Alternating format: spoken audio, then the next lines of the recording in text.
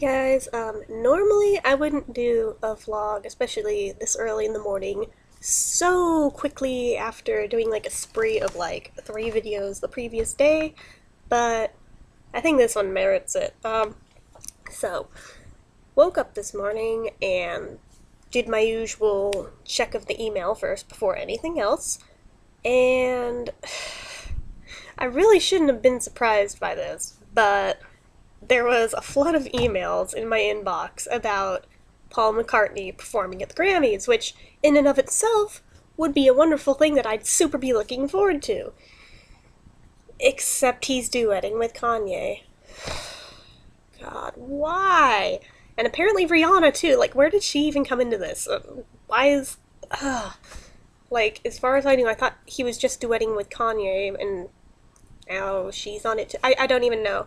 I don't listen to rap, I don't listen to hip-hop, I don't pretend to, so I don't follow this. But anyway, so I know that they did a duet song recently, which personally I listened to and was not impressed by because you do not hear Paul in it. Like, I even put on headphones, and I even have Beats. They're good quality headphones, right? I didn't hear Paul anywhere on it, and I listened super closely. I tried to pinpoint it down and like take it apart. I could not hear him anywhere in it, which for me defeated the whole purpose of listening to the thing, because the track itself, honestly, it's not my thing. I mean, if it's your thing, that's awesome, but for me, it's not what I listen to. So I mean, I was just like, well, that was kind of a waste of my time. But anyway, so if Paul's actually performing at the Grammys with him, I kind of hope we can hear him this time, you know? But I just kind of feel like, what is he trying to prove? Is this still all in his kick of trying to, I mean, Paul, not Kanye. Is he still on his kick of trying to prove himself relevant to his grandchildren? Because I feel like this is part of that still continuing on. I want to know which grandchildren it is that's giving him shit. Is it Stella's kids or is it Mary's kids? I kind of feel like it's Stella's, but I could be wrong. But, I mean, he did the soundtrack for Destiny and did it for free, basically to try and prove to his grandkids that he's still relevant, going, hey, look, kids, I'm still cool. It's like, you don't have to prove yourself, Paul. The whole reason he signed on for Beatles Rock Band and okaying that and signing off on it was the same reason. The whole reason that he did the duet thing a couple years ago with Dave Grohl and the Foo Fighters. Same thing. Quite honestly, I wasn't really into that pairing either, if I'm completely honest here. While everybody else was busy losing their shit over that duet, I was kind of sitting here doing the smile and nod and pretending that it was good. I mean, again, Foo Fighters aren't really my thing either. I mean, they're not terrible. If I had a choice, I'd rather listen to them than Kanye, but just in and of itself, I don't follow the Foo Fighters or Dave Grohl, and I mean, I'm sure they're very talented in their own right, but they're not somebody I listen to, so the fact that, like, every appearance Paul was on for, like, months after that, he would do, like, one song of his own, and then everything else was from the duets with Dave Grohl and the Foo Fighters, and I was like, dude, if I am taking the time to watch appearances of Paul McCartney and wanting to see him perform, do you know what I want to see him perform? His own music. Whether it be Beatles, whether it be Wings, whether it be his solo stuff, don't care. As long as it's Paul's stuff, I'm good. When we get into the whole duets thing, it gets into murkier territory. Now, I'm not saying all duets Paul has ever done are bad. Because, like, I loved when he duetted with Michael Jackson. I loved when he duetted with Stevie Wonder. I loved actually quite a few different duets he did. But, that said, if suddenly all his appearances anywhere and everywhere that he did were just of him trying to pimp out that one song, that would probably get annoying to me really quick too. So it's just, if it didn't feel so much like it's being shoved and forced down my throat, I wouldn't mind it so much. or if it were at least more 50-50 of his stuff versus that stuff, instead of one song of his and then everything else in that performance is the duet thing, I don't think I'd mind as much. But every time, it seems to be very weighted to the one side, and just seems like Paul is trying really, really too hard to seem like he's trying on behalf of his grandkids to prove that he's still cool. And it's like, dude, you don't need to prove it. You are. If anybody gives you crap over that, then they don't know what the hell they're talking about, and ignore their ass. That's how I feel about it, although he apparently feels differently. This is the same man that has a hang-up thinking that John's going to be the one of the Beatles that's going to be remembered because he was taken in his prime, and therefore he'll be remembered because he was lost so tragically, while Paul will be the one that's forgotten or something. I'm like, oh, bull crap. Paul McCartney is never going to be forgotten. Come on. I mean, all the tweets thing of Kanye fans claiming, who's this Paul McCartney guy? I think some of that was just bandwagoning of people jumping on it, because honestly, right now, if you don't know who Paul McCartney is, you must be living under a rock.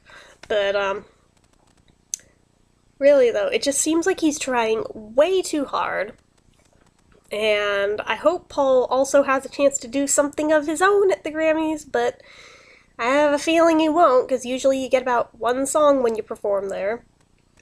Although, if we remember back, about 10, 12, maybe even 15, I don't think it was 15, probably more like 12 years ago, on the Grammys, is he or is he not, Kanye now, is Kanye the guy that did that song Gold Digger? Because if so, I think this duet suddenly made a lot more sense to me for why it may have happened, because, in that performance of it at the Grammys, I remember watching it when it aired, while, be it Kanye or whoever it is that does that song, because I don't know for sure, and I haven't had a chance to look it up, but whoever it was that did that song, they're performing it, and all of a sudden they pan to the audience, and Paul has jumped out of his seat, and he's just dancing his ass off, and is, like, entirely too into it. And then they pan over to his wife, who is, like, a succubus from hell, right? Let's not talk about Heather Mills. But anyway, so they show her face. And you can just see her glaring daggers. And any of you who know anything at all about Heather Mills will understand and appreciate the irony of Paul being entirely into the song Gold Digger, because that is exactly what she was. So it's like, oh my gosh. Oh my gosh. I remember, like, almost peeing my pants laughing at this, because they kept panning back to Paul, like, just, like, losing his shit dancing. And I was like, dude, this is, like, the best thing I've seen all night on here. Oh my gosh. So, if he is indeed that guy, then you know what, maybe this has something to do with that duet happening. If it's not him, then, I don't know, this was for nothing. But, yeah. All I know is I was super amused by that back when it happened. I am still amused by it to this day. I am still upset that that was the first awards show that Paul appeared on that I didn't have a chance to tape, because my parents were watching something out in the living room, so the good TV and the good VCR were unusable. The TV in my bedroom at that point was only hooked to, like, the antenna, which, yeah. Any of you old enough to remember what TVs with an antenna were like, and their spazziness with actually coming in clearly and the static there? Yeah, this channel was just not cooperating and was not coming in well that night, so I just was like, fuck it, I'm not gonna waste a tape to tape this when it's staticky as all get out, so I didn't. But the one part it came in crystal clear for, and I wish I had just hit record, but I didn't want to, like, touch the TV and make it suddenly go static again, was the Gold Digger bit that Paul was dancing his ass off to, and I was like, okay, this makes the entire night worth it of sitting through all the static just for that. Oh my gosh. Actually, let me Google it. I have to know if this was him. Google to the rescue. I'm checking right now. Who did the song Gold Digger? Let's see. Oh, Oh shit, it was Kanye. I knew I remembered that name for something. Alright, so, it totally is him. I had a feeling, it's like I said, I don't actually listen to him or even that genre of music, but generally, I'm at least familiar with the names, and generally familiar with the songs that they're known for, because I read pretty much all the celebrity gossip blogs and magazines and you name it. So, I'm familiar with it even though I don't personally listen to it. I also have a younger sister who does listen to it, so by proxy, I end up hearing it through osmosis, through the wall, and yeah, so. Anyway, so that makes this whole thing a million times more amusing, and whatever they end up doing at the Grammys this time, I really hope it involves Paul dancing like that again, even though Heather is no longer a part of his life, which, awesome, but I appreciate way too much that they're divorced and he's remarried and happy now, because nobody liked Heather. I don't think he even liked Heather. So, I'm sorry, I'm such a bitch, but, so anyway, yeah, that. But anyway, I just hope that this isn't, like, the start of a trend for Paul with making the majority of his work be duets instead of original work. I mean, it was only, what, a year, 2 years ago now, maybe, that he did the new album. For those who aren't fans, the album was literally titled New. That was just the name of the album, so every time they talked about it and people would talk about the new album, that's literally it. The album is called New. But, which I think Paul is just trolling everybody with that name, and I think it's genius, so, but, yeah, that. So even if people didn't know the title of the new album when they'd, like, bring him on the show, they technically did, even just by saying the new album. You already got it. So that's kind of a genius move on his part. But then again, I suppose after being in the business for like 50 years, you would be a genius with marketing, right? Right. So, anyway. But yeah, I really hope we start seeing more of his own original stuff again, because the new album was awesome! I freaking loved it! Actually, I think that was quite possibly my favorite album he's done since Flaming Pie, and Flaming Pie was back in 1997. So, everything in between, I mean, some of it was good, some of it, I mean, none of it was, like, flat out bad, in my opinion. So, there's that. I mean, I'd be hard-pressed to find anything in Paul's entire repertoire that's just bad, so he has that going for him. He has a very good track record. That's why I'm like, what are you worrying about John being the remembered one for? John had albums that downright sucked and were unlistenable. Not all of them, not all of them. Calm down. I'm talking about shit like the Two Virgins album.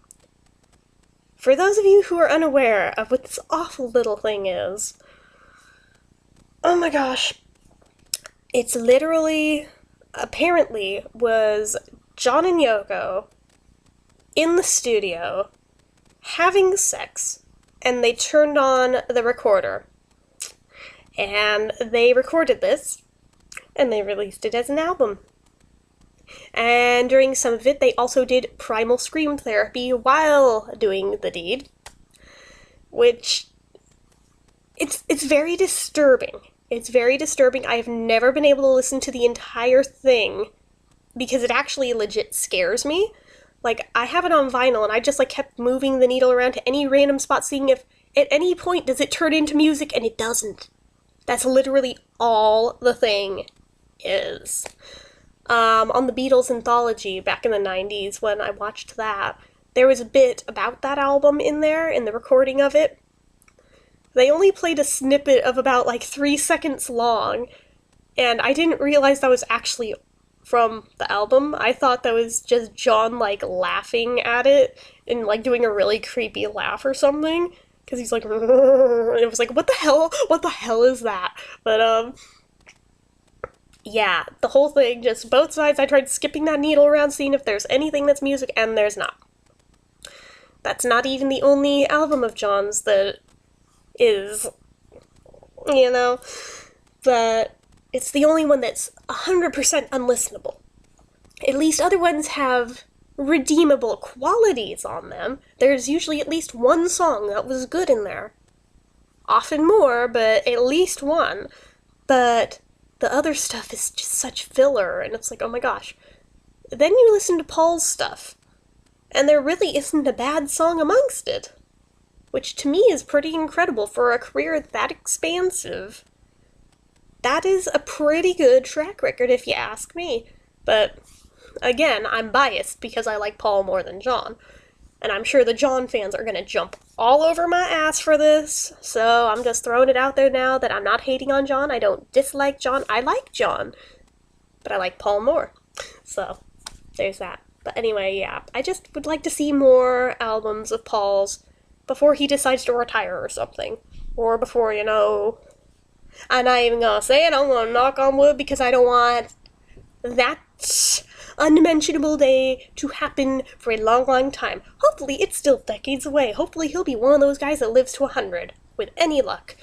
That is what I hope, because it's gonna be a bad day for a lot of fans when that happens. Like I said, I'm not even saying the works. I don't want to jinx shit.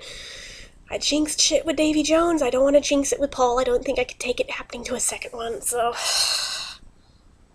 yeah, we're not even going to talk about the conversation I had the night before Davy Jones passed, and then the next morning, first thing I hear is that he's dead, and I was like, what?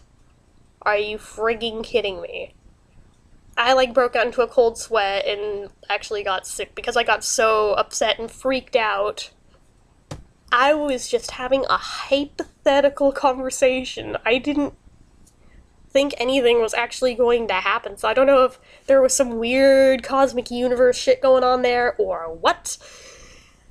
But to this day, 3 years later, it still scares the hell out of me that it lined up that closely. So yeah, like I said, no weirdness with Paul, please. Yeah, thank you. I have actual goosebumps. I can't really see them, but I have goosebumps on my arm right now just remembering the Davy thing because it still weirds me out so bad. But anyway, yeah.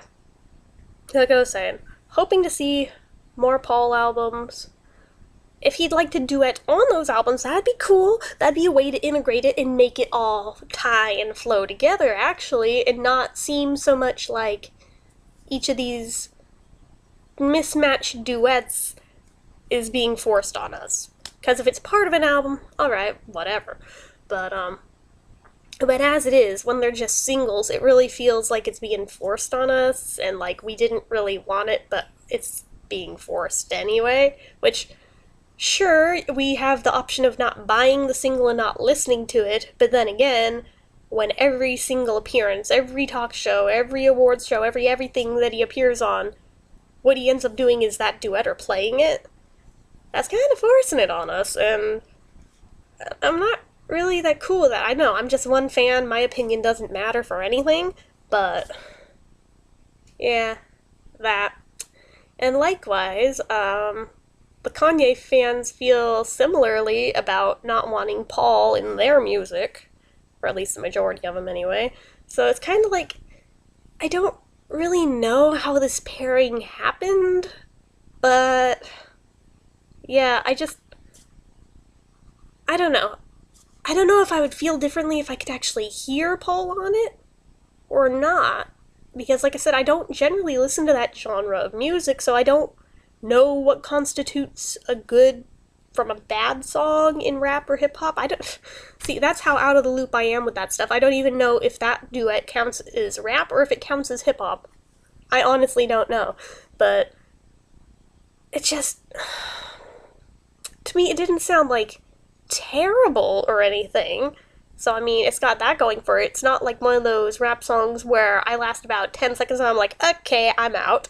I mean, I was able to sit through it. I was able to sit through it more than once trying to pick out Paul's voice anywhere in it. So, I mean, it's not terrible, I don't think. It's just not my cup of tea, but I'm sure there's a lot of Kanye fans that'd say the same thing about Paul's music and go, well, I don't really like his stuff either, but yeah, it's just a matter of personal taste. But, yeah, I don't know. It feels like a really weird pairing to me, though. Just a really, really strange one that I don't know how exactly, of all the musicians out there, those two decided to team up. I don't know, it strikes me as so weird that maybe if, one or the other one would give us the backstory of how this pairing happened, at least, then I'd have something to go from, and at least I'd be able to explain it away to myself that, well, this is why it happened, and then there'd be that. But as is, it's just like, what is this? What is this thing? I don't even know. But yeah, in the meantime, I'll be sticking with my McCartney albums. Thank you very much, because that's just me. You can all do what you want. I'm not telling you what to listen to or what not to listen to. It's just my own personal opinion and me feeling like, once again, Paul's trying way too hard to prove himself relevant to the generation of his grandchildren.